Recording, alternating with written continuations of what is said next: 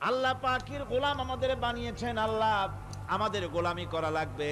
আর গোলামির নমুনা যাকাত দিয়া, হজ দিয়া, দান দিয়া, সদকা দিয়া, কোন জিনিস দিয়ে নামাজের মতো গোলামির উৎকৃষ্ট প্রমাণ বা নমুনা আর কিছুতে নাই।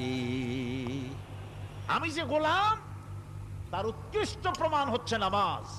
নামাজেই একটা মানুষ গোলামির অনুভূতিতে তাকে নিয়ে যায়। বাদশাহ হোক, মন্ত্রী হোক, বীর হোক, মৌলানা হোক, মুহাদ্দিস হোক, বড় লোক হোক, গরিব হোক, পুরুষ হোক, নারী হোক, যাই হোক, নামাজে দাঁড়াইলো একেবারে কান্ডারে ধরিয়া কানের কাছে হাত দিয়া, হাত দুটো বাঁধিয়া মাথা নিচের দিকে দিয়ে দাঁড়ায় গেল। কিসের মতো?